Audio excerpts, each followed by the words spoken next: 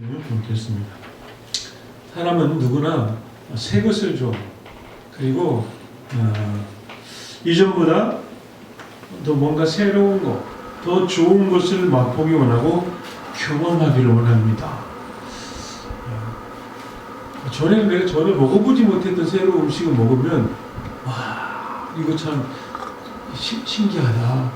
그리고 점점 더 새로운 것들을 찾게 돼요. 그래서 새해가 되면 우리는 어떤 걸 꿈꾸냐면 새로운 걸 꿈꿔요. 올해는 뭔가 새로운 일이 일어났으면 좋겠다.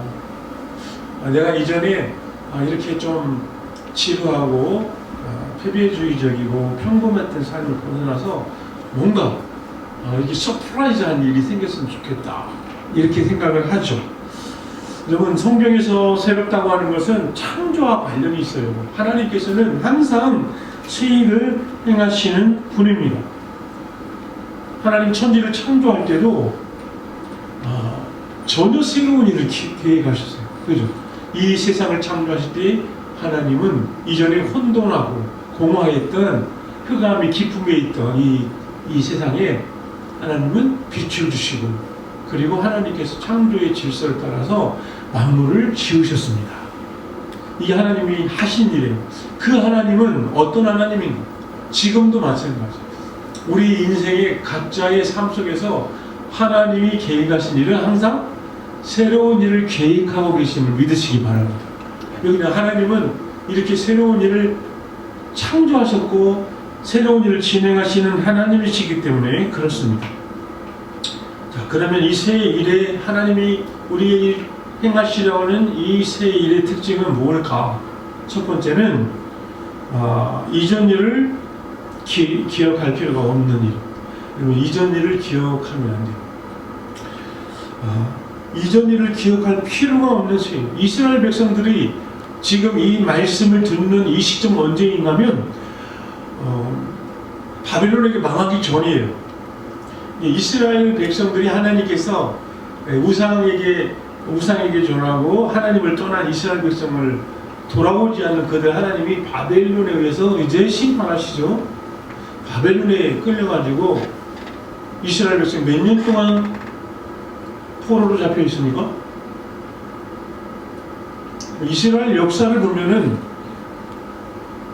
이스라엘은 하나님께서 애굽에서 이스라엘 역사를 거슬러 올라가면 이스라엘의 맨 처음 하나님이 불러서 이스라엘 민족을 만들기 위해서 불렀던 사람이 아브라함이에요.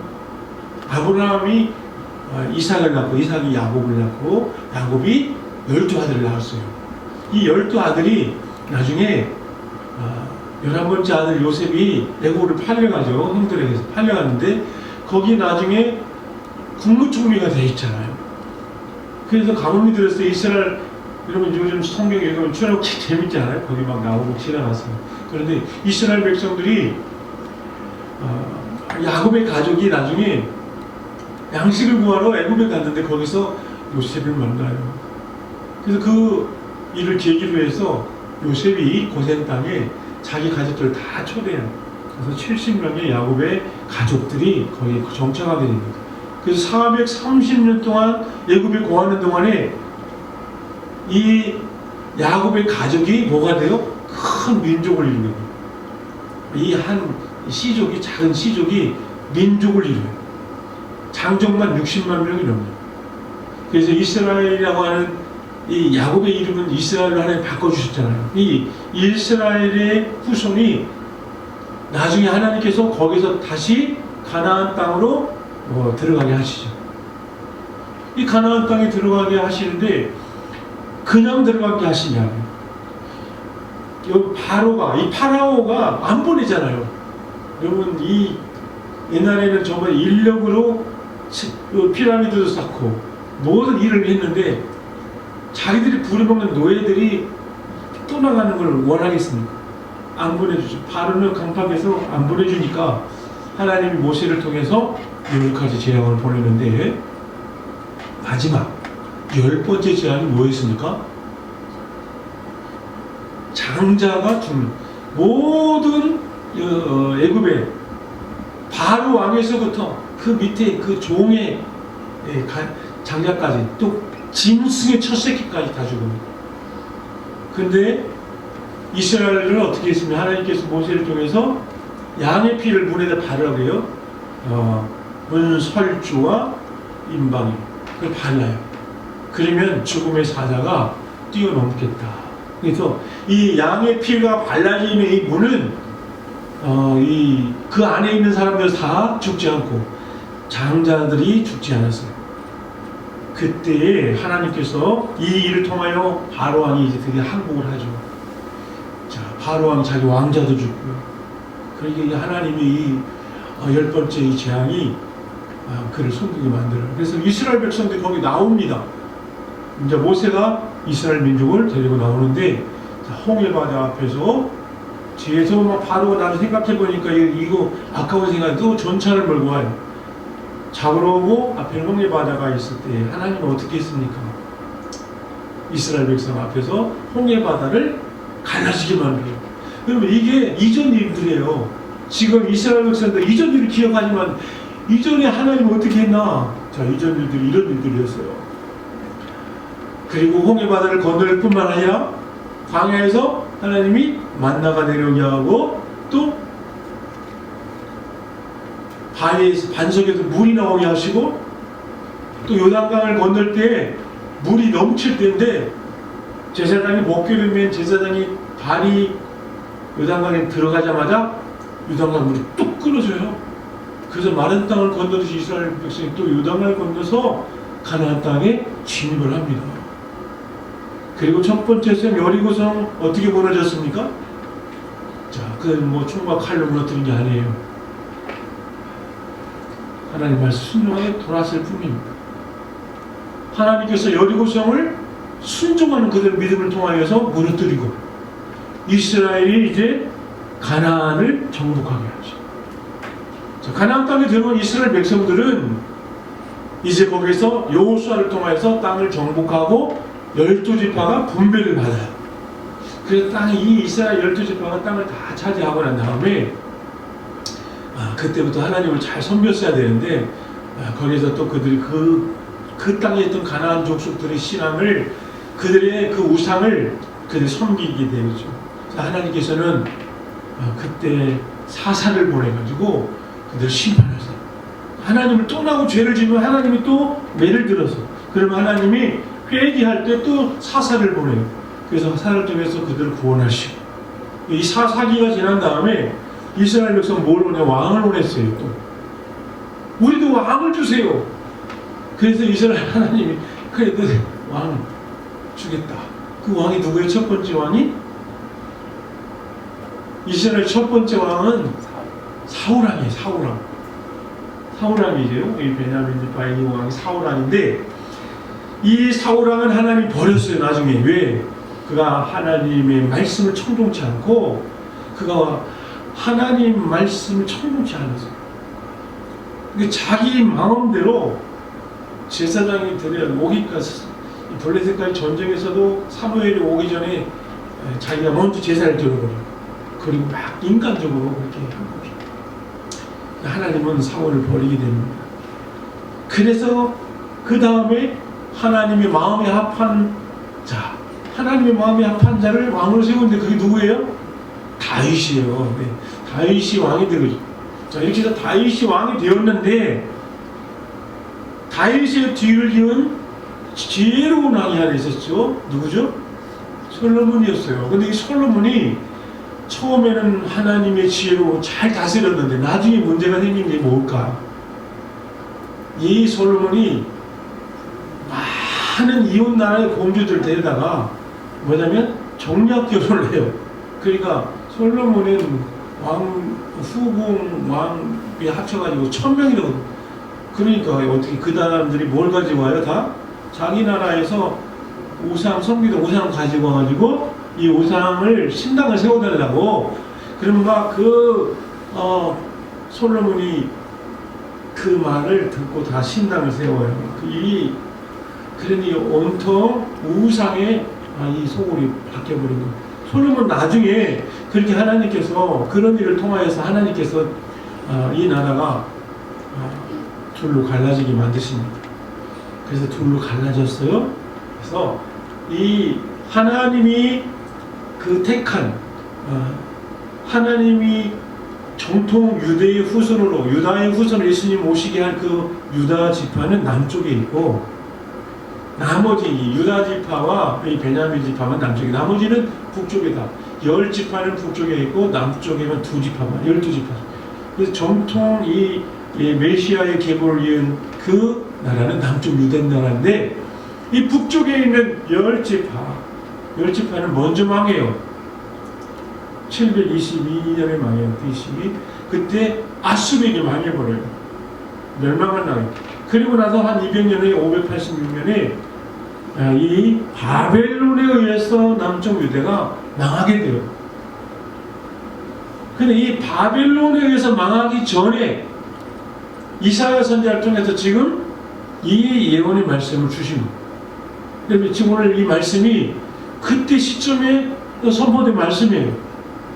언젠 이 바벨론이라고 하는 나라에 하나님이 이스라엘을 심판하시겠다. 바벨론을 통해서 망하게 하겠다 했는데 멸망하게 하신다 했는데 그때에 바벨론에 가서 포로로 잡혀서 너희들 어떻게 생활할 것까지 다 말씀해요. 이스라엘 백성이 바벨론에서 70년 포로로 생활할 때 히브리 노예가 돼가지고 여러분 그 히브리 노예들의 합창이라고 하는 노래 들어보실 수 있을 거예요. 히브리 노예들의 합창에 보면은 그들이 우리가 바벨론의 여러 강변에 거기에 앉아서 시온을 기억하며 울었도다. 시편 137편에 보면 그 중에 버드나무에 우리가 우리의 수금을 걸었나니 이는 우리를 사로잡은 자가 거기서 우리에게 노래를 청하며 우리를 황폐하게 한 자가 기쁨을 청하고 자기들 위하여 시온의 노래 중 하나를 노래하라 하미로다. 우리가 이방 땅에서 어찌 여호와의 노래를 부를까.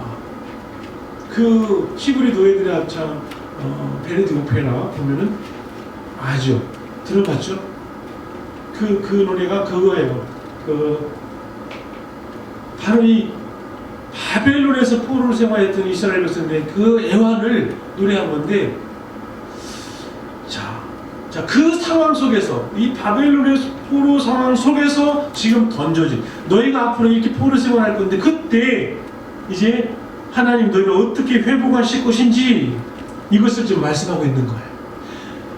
포로로 잡혀갔으나 70년 만에 다시 돌아올 것을 말씀하세요. 하나님은 우리 어떤 존재를 만들었냐면 지금도 우리를 통해서 하나님 새 일을 행하고 계신 하나님을 믿으시기 바랍니다. 나이가 어린 사람에게만 해당되는 말씀이 아니라 우리가 하나님 앞에서는 나이가 많은 노인이라 할지라도 하나님 그를 통해서 새 일을 행하시는 하나님이 믿으시기 바랍니다. 그래서 하나님이 이 새 일을 행하실 것을 말씀하셨어요. 이 새 일이 무엇인가? 자, 이 새 일은 첫 번째 구원의 새 길을 내시겠다는 겁니다. 오늘 본문을 잘 들여다보면 보라 내가 새 일을 행하리니 이제 나타낼 것이라 너희가 그것을 알지 못하겠느냐? 반드시 내가 광야의 길을 사막의 강을 내리니. 여러분 광야의 길을 내시고 사막의 강을 내시겠다는 거예요.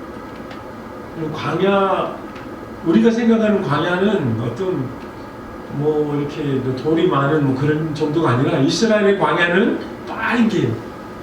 새빨개고 진짜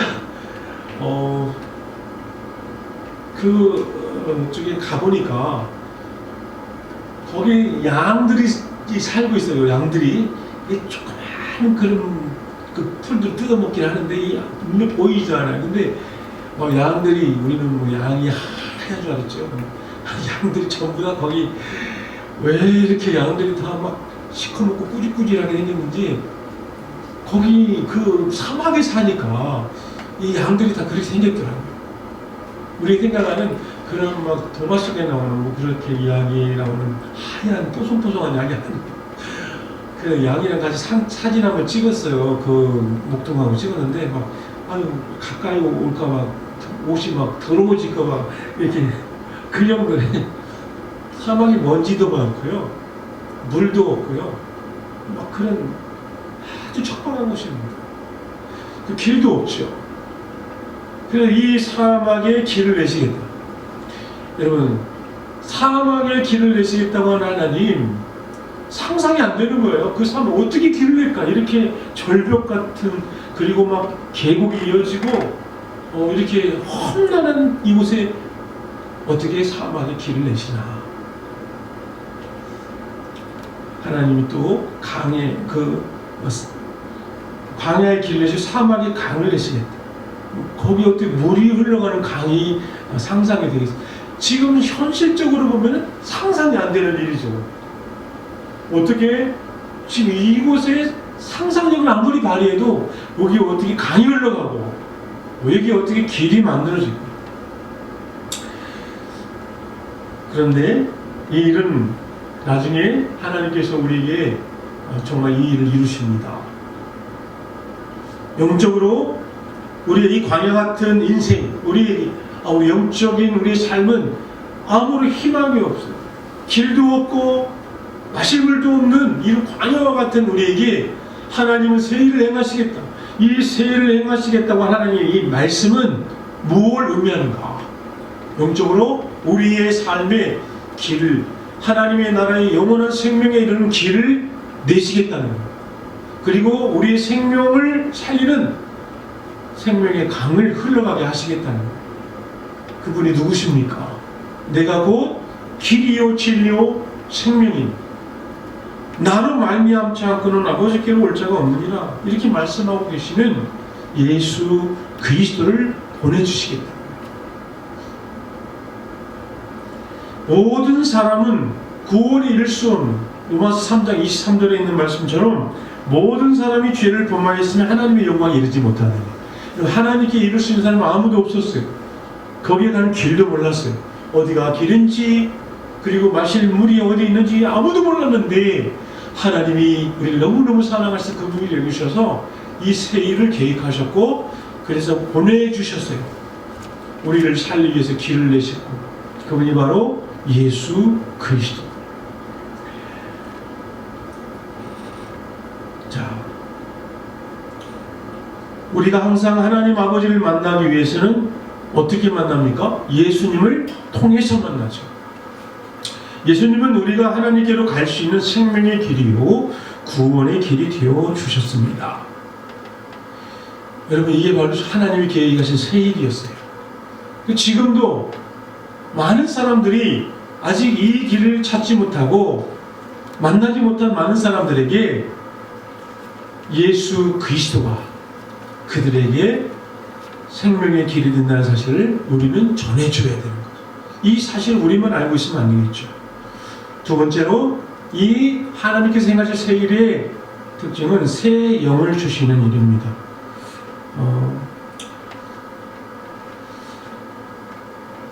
새 영은 누구죠? 바로 성령님을 말씀하세요. 요한일서 5장 2절에 있는 말씀처럼 하나님께서 우리에게 성령을 그날에 우리에게 하나님의 영을 보내어 주시겠다. 성령을 보내어 주시겠다. 하나님이 행하시는 새 일은 성령이 오실 때 성령을 통해서 일어나게 됩니다. 하나님 나를 먼저 변화시키기를 원하세요. 그리고 나를 변화시킨 다음에 새 일을 행하시는데, 우리가 변화되기 위해서는 성령이 우리에게 임하셔요. 내 마음이 아주 강팍해서 하나님의 말씀대로 순종하지도 아니할 뿐만 아니라 하나님의 말씀이 내 안에서 역사가 안 일어나는 이유는 뭐냐면 내가 성령으로 변화되지 못해서 그래요. 성령이 오셔서 하시는 일은 뭐냐? 우리의 마음을 돌과 같이, 돌짝과 같은 마음, 이 가시떨기로 가득 찬 마음, 길가 같은 마음을 성령이 오셔서 거기에 모든 가시떨기를 뽑아내고 돌멩이를 다 가려내고, 그리고 우리 돌짝 같은 길 같은 마음을 다 갈아엎어서 부드럽게 만들었어요. 그래서 내 마음에 그게 뭐예요? 상처들 있잖아요. 내 마음에 어릴 적에 받았던 상처, 이 치유되지 않은 상처들, 이것을 누가 치유해 줄 수 있을까요? 그래서 그걸 치유하지 못하고 계속 그냥 나이를 먹고 어른이 되면은 이 해결되지 못한 분노, 해결되지 못한 슬픔, 억울함 이런 것들이 있어서 하나님의 말씀이 들어가서 뿌리를 내리지 못해요. 계속 그것들이 거기에서 이렇게 돌처럼 단단히 굳어 있어서 말씀이 뿌리를 내지 못하는 그런 것들이 있습니다. 여러분, 그래서 어떤 사람은 너무 자주 화를 내요. 왜 그럴까요? 이 해결되지 않은 분노가 있어요. 억울함이 있어요. 그래서 아무 나를 몰라주는 거. 과거에 내가 그렇게 억울한 일 당할 때 이것이 치유되지 않은 감정들이 있는 거예요. 이런 것들을 가지고 그냥 예수를 믿는다고 왔어요. 교회를 다녀서 세례도 받았어요. 그런데 그것이 해결돼 치유받지 못한 감정 가지고 있으면 여러분 거기에서 말씀이 열매를 맺지 못합니다. 그런데 내 마음을 이 단단하고 돌짝 같은 마음, 굳어진 마음을 이걸 다 걸러내고 부드러운 마음으로 만드는 누가 하시냐면 성령님이 하세요. 성령님이 어떻게 하실까요? 오셔서 성령님이 하신 일 뭐냐면 위로하시고 우리의 마음을 알아주시고 우리의 마음을 어루만져 주세요. 언제 아이들이 마음이 녹아버리냐면 그 마음을 알아줄 때, 그 마음을 쓰다듬어 줄 때, 그럼 아이 마음이 녹아요. 근데 그 과정이 없었어, 그냥 우리가. 그러니까 억울한 일 없었어요? 억울한 일 없는 사람 하나도 없어요. 억울한 일이 있어요. 그냥 오해를 받아가지고 억울한 일. 저도 지금 보면 그런 일이 주마등처럼 스쳐 지나가요. 학교 다닐 때 억울한 일이 좀 학교에서 많이 일어나더라고요. 학교에. 지금 그때 자 보세요. 제가 어릴 적에 학교에서 급식이 빵당범이 있어. 빵당. 돈을 내고 빵을 먹어요. 돈 있는 아이들은 빵을 먹었어요. 이렇게 급식. 근데 그 빵을 받아온 당번이 저였어요. 근데 빵이 숫자가 모자랄 때가 되면 어떤 일이 벌어지냐면 한 명 빵을 못 먹으면 이 당번이 책임인 거예요. 그렇죠? 근데 제가 당번 하다가 빵이 하나 모자랐는데 거기 담당 선생님한테 가가지고 빵이 하나 모자란다. 그랬더니 네가 잘못했으니까 가서 다시 확인해봐라. 그러더라고요. 그래서 제가 가면서 막 씩씩거렸어요. 왜 그랬냐면 누가 2개 가져간 것 같다. 누가 2개를 가져간 것 같다. 그러면서 막 씩씩거렸는데 선생님이 너 이리 와봐 그러더라고요. 너 왜 씩씩거려? 선생님한테 대드는 거야? 나한테 반항하는 거야? 그러면서 선생님이 제 볼을 잡고 이랬어요. 아닌데요? 너가 아니기는 그러면서 내 말을 안 믿어주는 거. 나는 선생님께 하는 게 아니고 지금 우리 반 친구한테 씩씩거리고 한 건데 이건 작은 일이에요. 작은 일이지만 제가 이걸 기억할 정도면 이제 초등학교 3학년 된 것 같아요. 이걸 기억할 정도면 내 마음에 상처가 됐어요? 안 됐어요? 상처가 된 거예요. 왜냐면 선생님이 나를 몰라주다니 내 마음 그거 아닌데 지금도 어떤 마음이냐면 그 선생님 살아계시면 찾아가서 선생님 사실은 정말 그거 아니고 그때 진짜 그랬었거든요. 그러면 선생님 그랬었나? 미안하다. 내가 잘못 이 한마디 듣고 싶은 거예요. 그러면 그 한마디 들으면 어떻게 해요? 싹 녹아버려요. 근데 그게 가능합니까? 아마 그 선생님 돌아가셨을지도 몰라요. 양호 선생님이었는데 그럼 누가 해결해 줘야 되겠습니까? 여러분 성령님이 찾아오셔서 너 그랬었구나. 내가 다 알아. 그럼 성령님 그런 일 하세요. 그러면 내 마음에 그거 다 녹아버려요. 여러분 내가 어디 심리 상담 팀에 갈 필요 없어요. 성령님이 임하시면 위로가 일어나요. 성령님이 내 마음에 오시면 우리를 막 격려해주고 우리를 지지해주고 이 일이 일어나요. 그러면 내 마음에 이 모든 쓴뿌리들이 뽑아지고 돌도 다 걸러주시고 마음을 부드럽게 덮게 해주세요. 그리고 거기에 말씀이 떨어지면 어떻게 되겠습니까? 뿌리도 잘 이 말씀 열매를 맺는데 내 안에 이 해결되지 못한 이런 것들이 있을 때 문제인 것이죠. 그래서 하나님의 행하실 새 일은 무엇이냐? 바로 이 성령을 보내주십니다.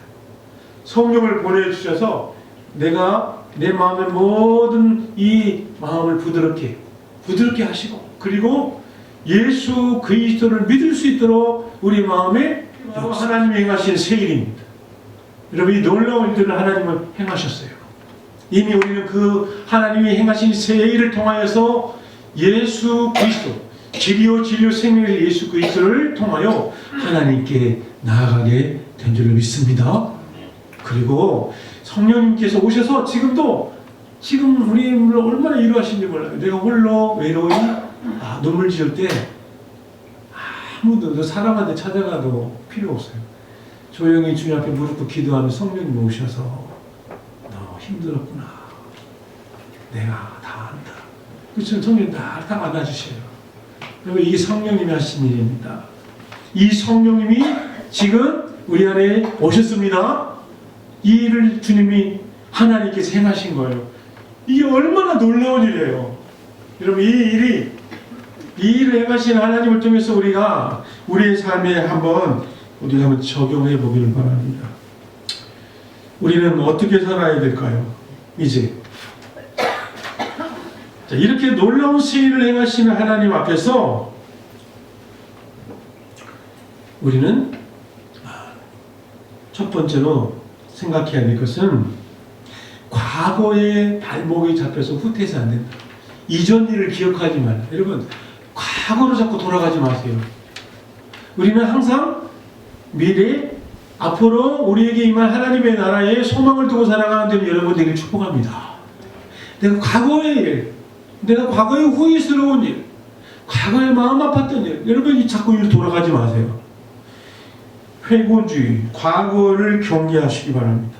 쓴 뿌리를 조심하시기 바랍니다. 또 쓴 뿌리가 나서 괴롭게 하여 많은 사람이 이로 말미암아 더럽게 되지 않게 하며. 여러분, 히브리서 12장 15절.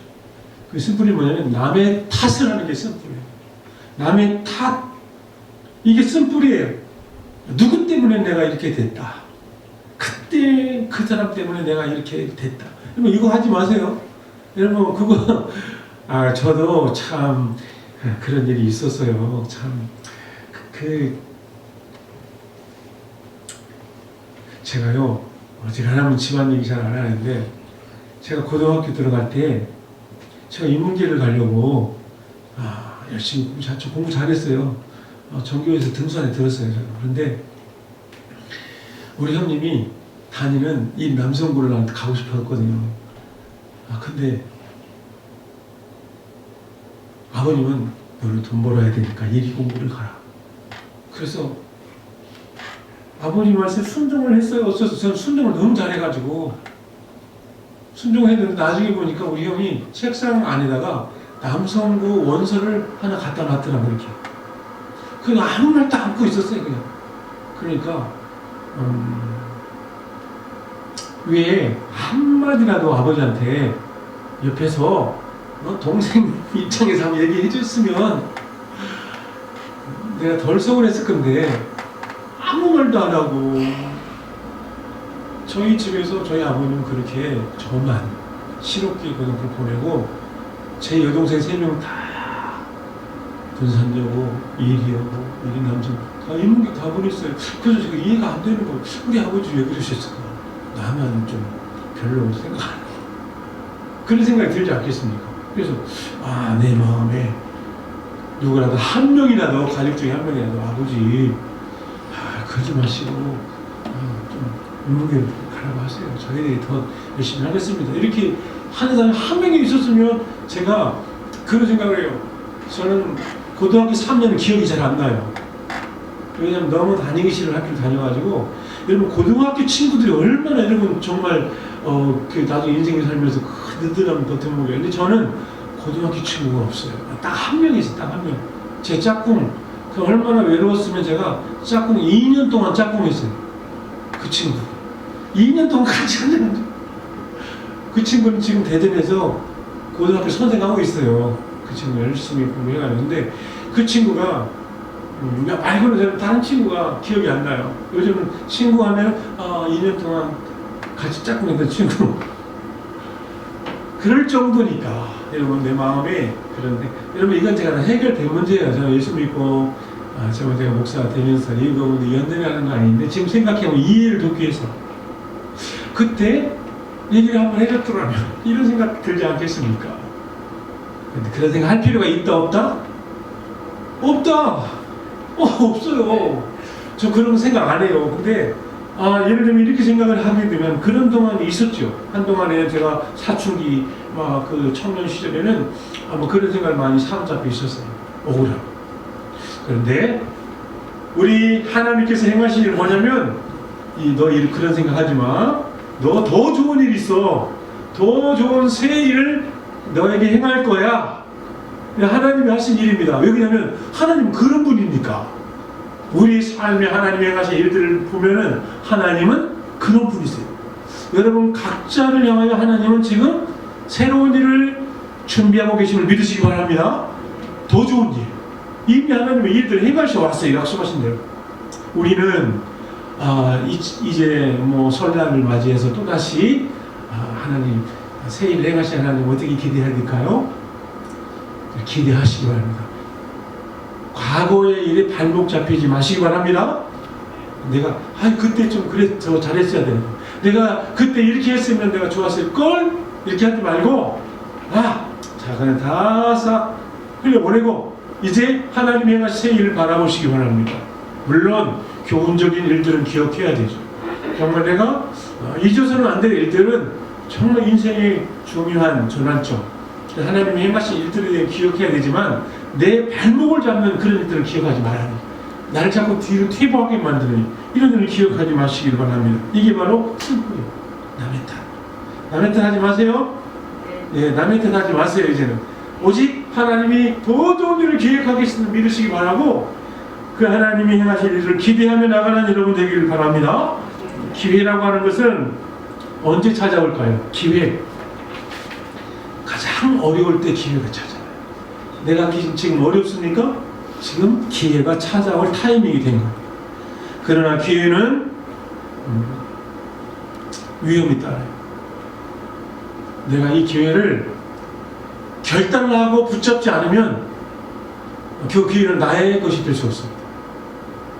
하나님께 기도하고 이 일이 하나님이 나를 위해 생하신 일이라고 확신이 들 때는 그걸 꽉 붙잡는 거예요. 하나님 계속 기회를 주시는데 우리가 모를 때가 많아요. 어떤 사람이 물에 빠져가지고 죽어가면서 하나님 저를 살려주세요.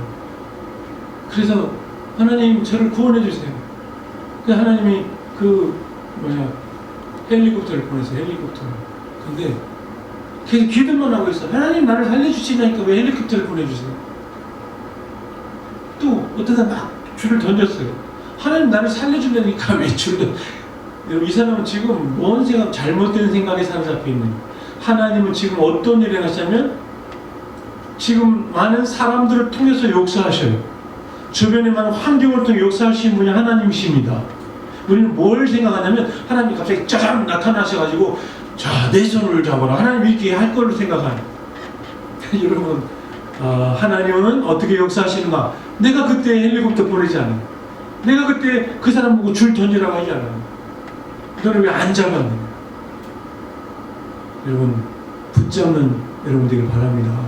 하나님은 정말 우리가 상식적으로 이 세상에 사는 동안에 우리에게 많은 사람을 보내시기도 하고 환경을 통해서도 역사하십니다.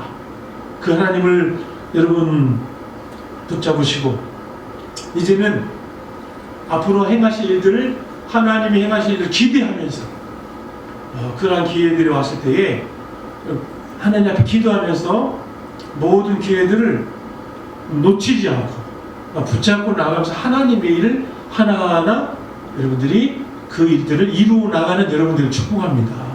우리 인생은 왜 자꾸 후회가 일어나냐면 그 기회를 안 잡아서 그래요. 그때 했어야 돼. 근데 사람들은 너무 안일해서 안일하게 그냥 가려고 하는 경향이 있어요. 하나님 어떤 분이냐면 우리 마음의 소원을 두고 일하시는 분이 하나님이십니다. 하나님 내 마음의 소원을 주셨어요.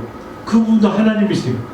무모하게 내 자신의 이기적인 야망을 위한 생각이 아니라 하나님의 나라를 위하여 또 하나님께서 주시는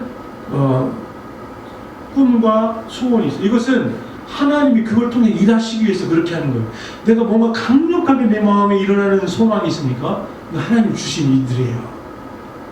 하나님 그냥 뭘 어떻게 일하시겠습니까? 하나님 그렇게 일하세요. 내 마음에 꿈을 주셨어요. 소망을 주셨어요. 이걸 하나님 주신 거예요. 그럼 열심히 그 일을 위해서 달려가는 거예요. 붙잡는 거예요. 그렇게 할 때 하나님이 그걸 통해 역사하는데 게으른 사람이 하는 문제인 거예요. 그 게으른 사람은 미루죠. 이것도 아닐 거야. 아닐 거야. 이렇게 얘기하면서 하나님 주신 모든 기회를 놓쳐버립니다. 그리고 그 기회를 붙잡는 것을 망설이지 마세요. 저는 오늘 2020년 우리 교회는 하나님이 주시는 기회를 붙잡는 한 해가 되기를 축복합니다. 여러분도 하나님 주신 기회를 붙잡으셔서 새 일을 행하시는 하나님께서 놀랍게 역사하시는 그 기적을 체험하시는 한 해가 되시기를 주님의 이름으로 축복합니다. 기도하겠습니다. 은혜 주신 아버지